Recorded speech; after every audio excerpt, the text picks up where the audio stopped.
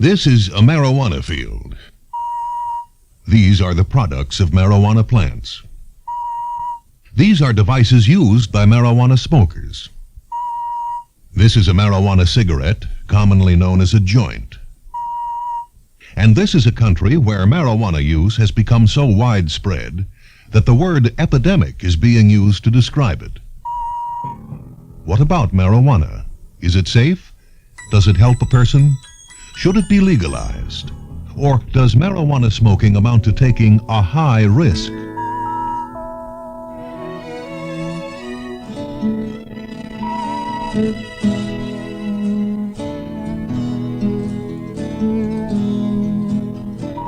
Yeah, marijuana is safe.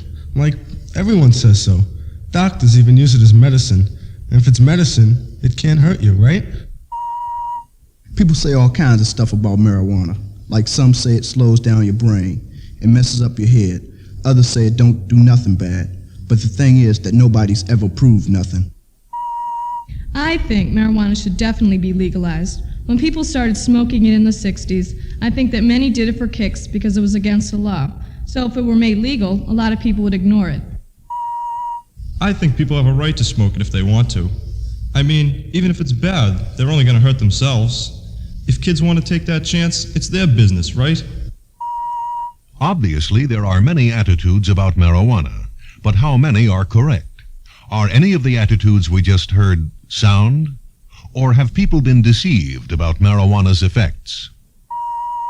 In 1980, the U.S. government published a report which showed that 68% of Americans between the ages of 18 and 25 had experimented with marijuana, and that 33% had tried harder drugs. Back in 1962, according to the same report, only 4% of this same age group had ever used marijuana, and only 3% had ever tried the hard drugs, such as cocaine and heroin.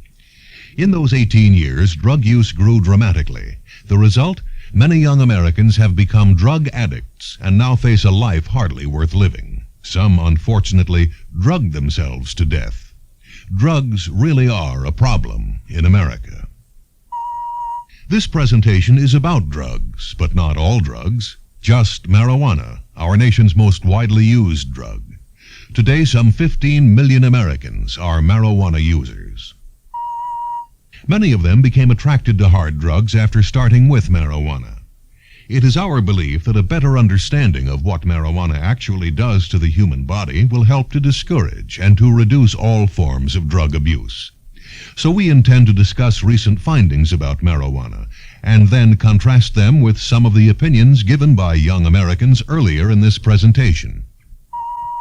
First, let's consider why it is that people smoke pot.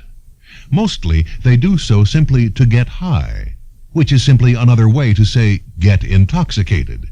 Getting high, like getting drunk, artificially makes them feel good or helps them to forget some problems for a little while. There's another reason why marijuana use has spread so rapidly. It occurs when a friend says, "Come on, everybody's trying it." Psychologists call this peer pressure. The pressure of friends and classmates, the pressure of not wanting to seem different or not wanting to be left out of the crowd. But what if marijuana is harmful instead of what many have been told? What if smoking pot damages bodily functions and interferes with normal physical and mental functions? Would that good feeling or that brief escape from reality be worth the risk? If marijuana could be shown to be dangerous, surely most people would find it easy to resist joining the marijuana crowd. In fact, there would be a different crowd, pulling people away from marijuana.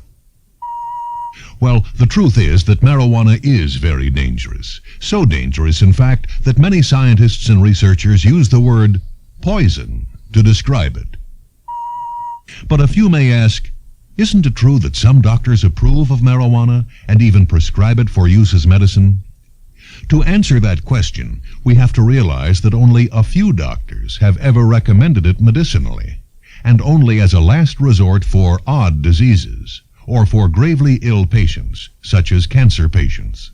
However, there is a substantial body of medical opinion which disagrees even with this type of marijuana use. Meanwhile, the overwhelming majority of worldwide medical authorities, especially those who have spent extensive time and effort studying the effects of marijuana in laboratories, confirm that marijuana use is truly dangerous enough to label it poison. Among these notable authorities are the following men who come from many different research facilities. Dr. Gabriel Nejas is a research professor at Columbia University's College of Physicians and Surgeons in New York City. For 30 years, he has conducted laboratory experiments investigating the effects of all kinds of drug use on bodily functions. Professor W.D.M. Patton is a member of the faculty at Oxford University in England. He's the chairman of the scientific group in charge of the British government's drug research program. He is widely recognized as one of the world's foremost authorities on drugs. Dr. Robert Heath is the chairman of the Department of Psychiatry and Neurology at Tulane University School of Medicine in Louisiana. Dr. Julius Axelrod is a Nobel Prize winner from the National Institute of Mental Health in Washington, D.C. Dr. Nicholas Pace is an assistant professor of clinical medicine at New York University Medical Center.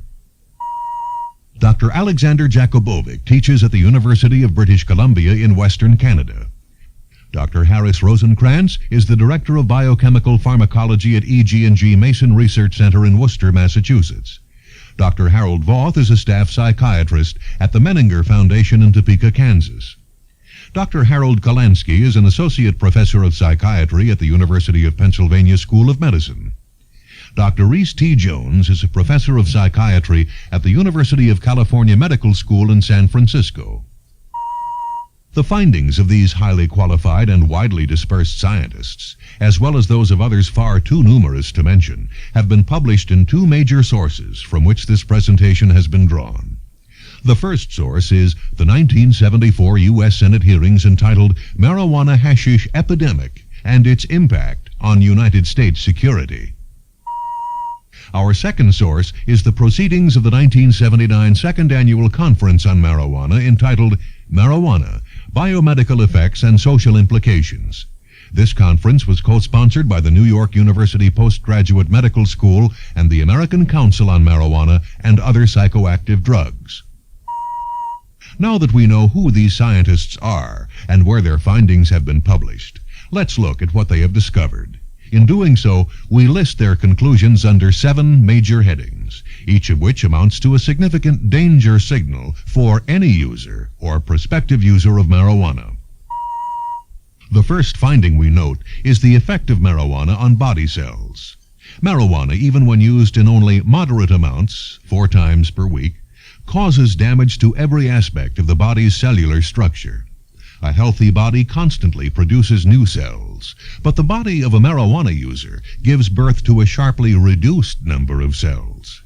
Marijuana used 3 times per week will result in a 41% drop in the birth of white blood cells, which specialize in fighting infection and in destroying substances foreign to the body, such as cancer cells.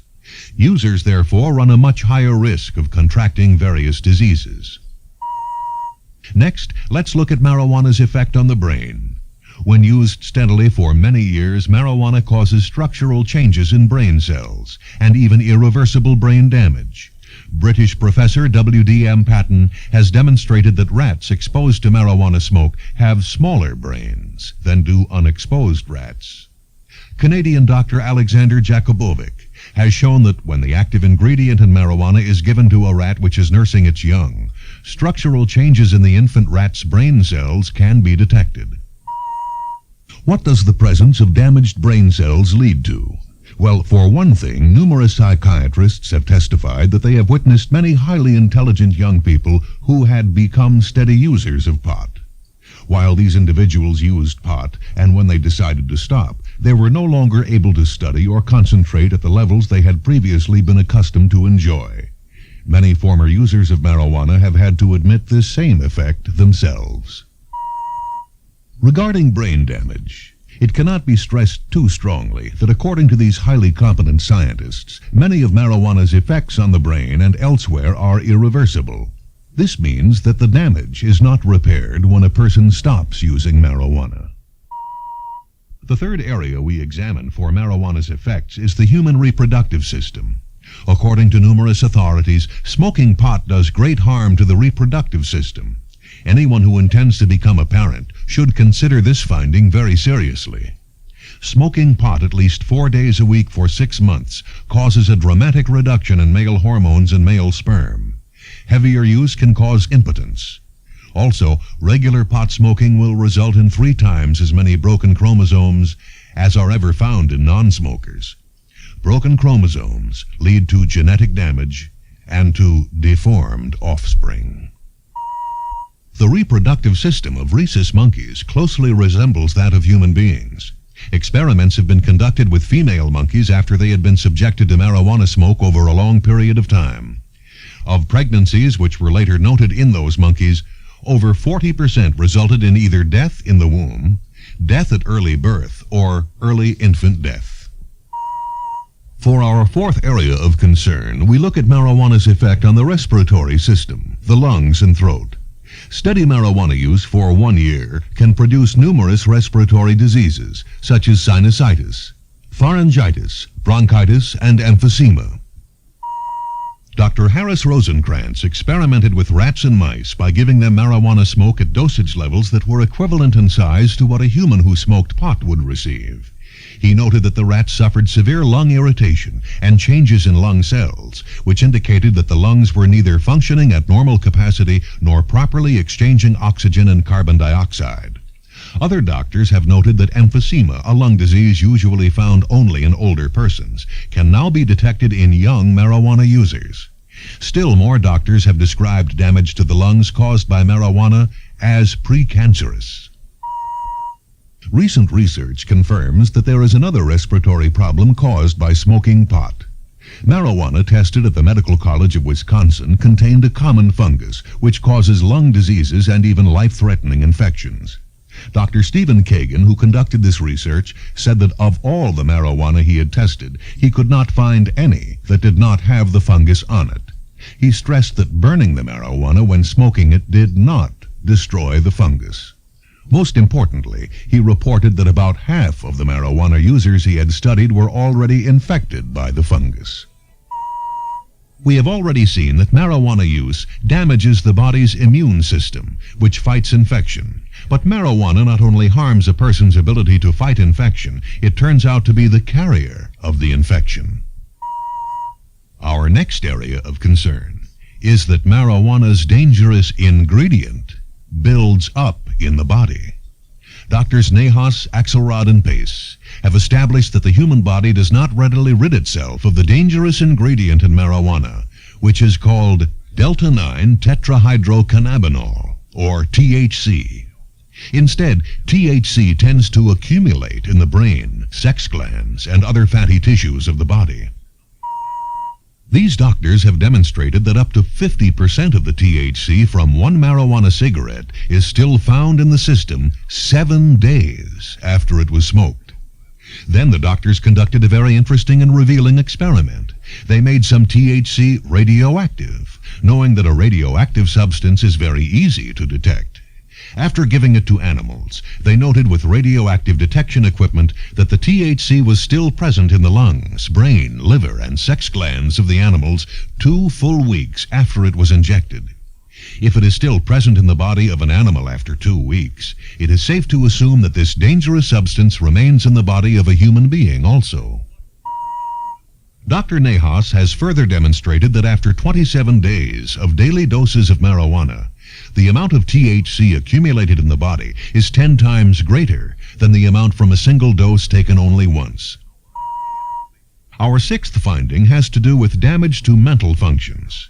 Numerous scientists and doctors have demonstrated that regular users of marijuana will exhibit apathy, dullness, and tiredness. They conclude that pot smoking also damages a person's judgment, concentration powers, and memory.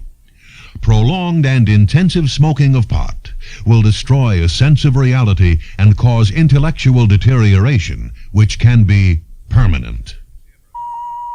Dr. Harold Voth of the Menninger Foundation has reported that marijuana use causes a deterioration in personality, loss of will to achieve, social isolation, and hostility to authority, especially to parents.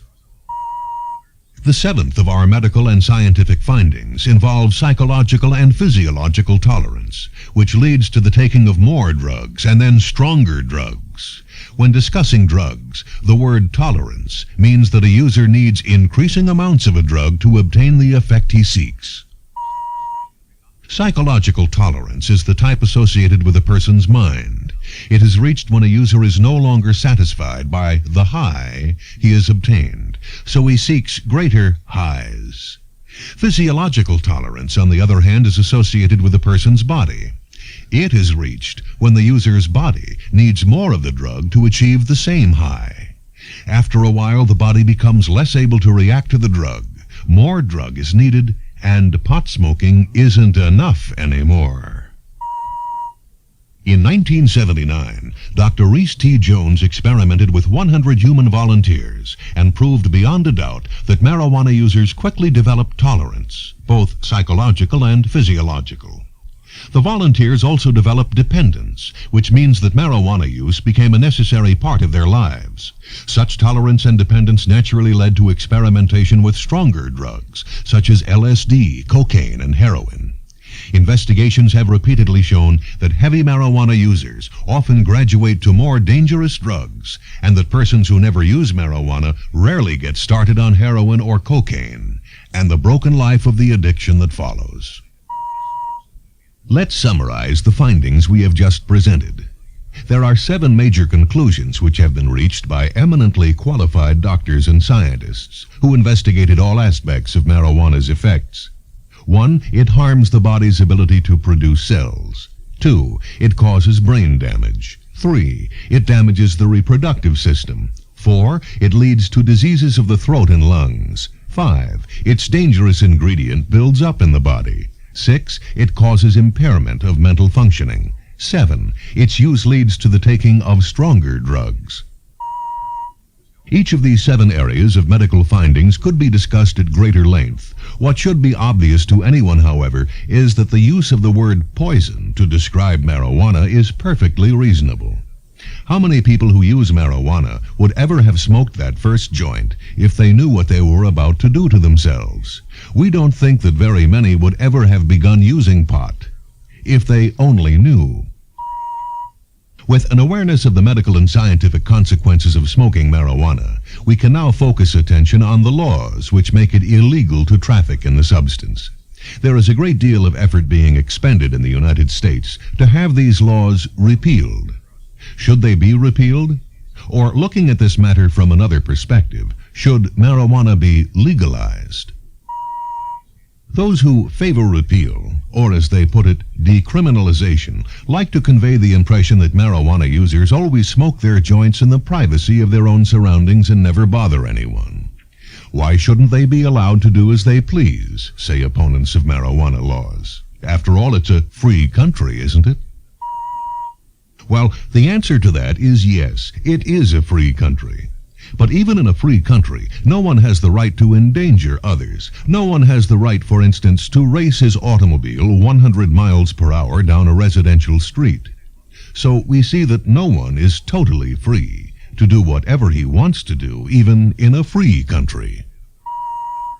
Government's purpose is the protection of life and property. All of us willingly subject ourselves to many laws whose purpose is to guarantee our safety. And a logical extension of the protection of individual life is the protection of the public health. If public health is threatened, government should act. Marijuana is actually a menace to public health in 2 ways. We have already noted that chronic use damages the brain, harms other bodily cells and organs, and adversely affects the reproductive system. Certainly, such damage on a widespread basis is a menace to public health. Just the provable effects that can be expected on the newly born infants of marijuana users makes the point. But there is another area where marijuana use becomes a menace to public health. It is that users become a threat to the lives and well-being of others. The doctors have shown that marijuana's active ingredient tends to build up in the body. Over 50% of the drug from one marijuana cigarette can still be found in the body and still affect the smoker 7 days after he smoked it. It takes a full 30 days for the body to rid itself of all traces of one marijuana cigarette. In fact, a person who smokes only one joint per week is never really drug-free. With this in mind, how would you feel boarding an airplane if the mechanic who serviced its engines was a regular pot smoker, or even an occasional user? How would you feel if you knew that the pilot smoked pot? Suppose a doctor who was scheduled to operate on you or on a loved one participated in a pot party over the weekend. What about the school bus driver or the taxi driver? Are his or her reflexes and ability to think quickly affected by smoking pot? Would you knowingly climb aboard that bus or that taxi if you knew that the driver was a marijuana user? How many automobile accidents are caused by marijuana users? No one knows for sure, of course, but a Massachusetts study found that 1 out of every 6 drivers responsible for fatal accidents was stoned on marijuana when the accident occurred. A similar study in California turned up the fact that 1 of every 7 traffic deaths in that state was caused by a stoned driver. A few years ago, a Chicago train wreck killed 11 persons. The train engineer had not used marijuana for over 24 hours, yet the drug was found in his system, and it was widely believed to have caused a problem of depth perception, which led to the accident. University of Pennsylvania psychiatrists Dr. Harold Kolansky and Dr. William Moore studied the problems associated with marijuana for 9 years. They gave their opinion about marijuana laws as follows. We view marijuana to be a public health hazard. We also believe that the government has a role in protecting public health. Therefore, logically, the government should not legalize marijuana and should continue to prevent the importing, manufacturing, advertising, and sale of all marijuana products. One argument often used by marijuana promoters is that smoking pot is no more dangerous than drinking alcoholic beverages. We do not seek to justify the extensive use and abuse of alcohol, which is a problem all by itself, but it is a serious mistake to equate alcohol with marijuana. Among the many reasons why this is so, we list the following. The active ingredient in marijuana builds up in the body. It can be detected and can affect a user weeks later. Alcohol, on the other hand, passes through the body quickly. An occasional drinker is free of alcohol's bad effects in 12 hours. Another important difference between alcohol use and marijuana use is that a marijuana user is still subject to its effects long after the telltale high is over. This means that a person who no longer looks and acts as though he is still high can still suffer reduced reflex action, poor visual perception, and decreased performance capability. A person who might have these same problems because he is drunk clearly shows that he is affected. He staggers or slurs his speech. But a marijuana user who seems to be unaffected, or who might believe himself to be unaffected, could easily be a poor risk as a driver of an automobile. Those who seek to compare alcohol and marijuana should know that harmful and irreversible effects on the brain occur 10 times more quickly to a chronic marijuana user than to a chronic drinker. Finally, to those who argue that marijuana is merely a substitute for alcohol, it must be pointed out that young people today are not substituting one for the other. They are using both and doing even greater harm to themselves, while becoming a more serious menace to society. Clearly, smoking pot is more dangerous than drinking, though both are dangerous. Another consequence of marijuana use is the high percentage of crime, especially among teenagers, which is traceable to drug usage. Examples include thievery to finance drug purchases, violent and disruptive behavior in school, and vandalism while high.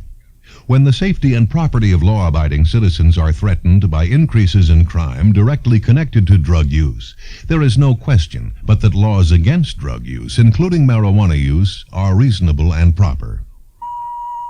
If all that has been presented about marijuana is known, how can it be that smoking pot is so widespread here in America? The obvious answer to that question is that the bad effects of marijuana use that we have discussed are not known to most Americans. As we have already stated, if users of marijuana knew what they were doing just to themselves, there would hardly be any users.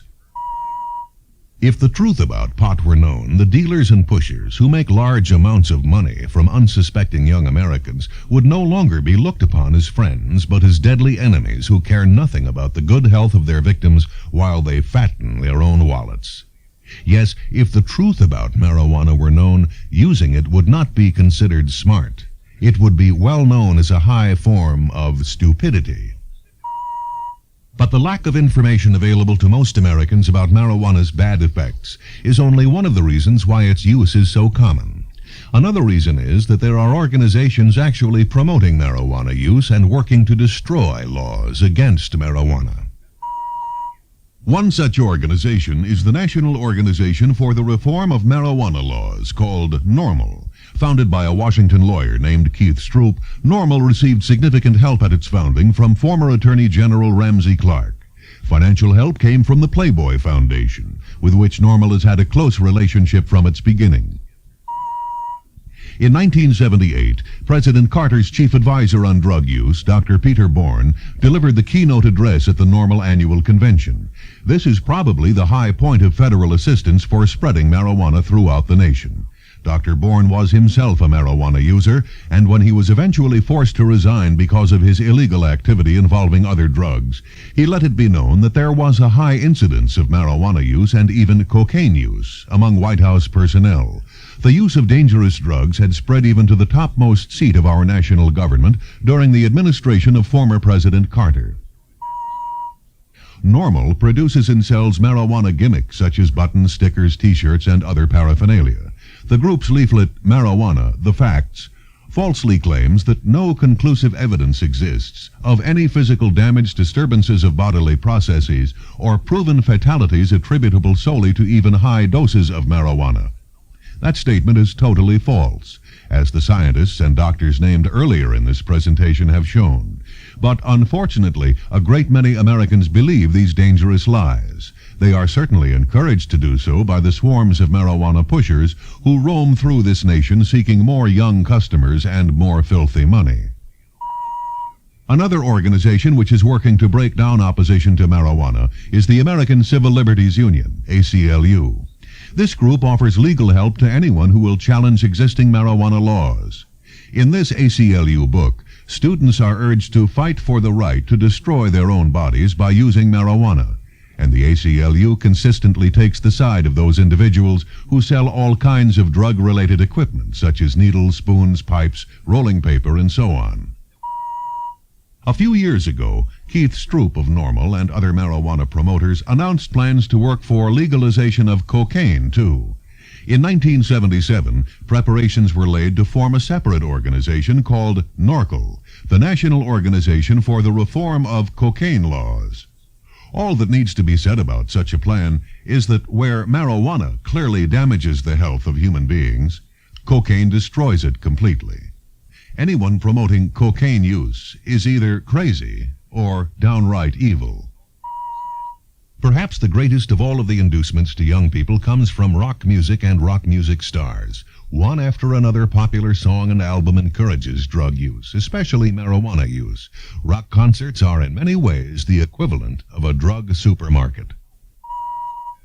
And young people flock to these concerts where they pour millions of dollars into the pockets of drug-promoting musicians and their agents. Not all musicians favored by the young promote drugs, but most do. And the fact that they do is no secret to anyone. Not only are American teenagers being encouraged to become part of the drug scene via the music they listen to, they are even paying for the dubious privilege of being introduced to dangerous drugs. Heavy pressure and lack of good information has already led several states to consider decriminalization of marijuana. In other states, existing laws against pot are not being enforced. Some individuals have claimed that removal of legal sanctions and ready availability of marijuana would take away the air of mystery and adventure from the substance, thereby removing its popularity. But experience proves otherwise. When drugs are readily available, drug use increases. Conversely, in countries where drug problems are not widespread, as in South Korea, Taiwan, and Italy, strong laws have helped to keep the problem in check. Anyone studying the pros and cons of these laws should become acquainted with the effects of a permissive attitude towards marijuana in the ancient cultures of Turkey, Morocco, India, Iran, and Egypt. Centuries ago, marijuana use in these nations led to severe moral, social, and economic decay. The stupefying effects of marijuana kept the poor impoverished and made the entire population submissive to control. Marijuana use is now strongly prohibited in these nations, but it has taken centuries for its profound effects to be only partially overcome. In our own day, we see that ready availability of drugs leads to wider drug use among our own servicemen. In West Germany, where drug laws are more lax and even ignored by the government, marijuana use among American military personnel is high. But in Italy, where drug laws are more severely enforced, marijuana use among the Americans is significantly lower.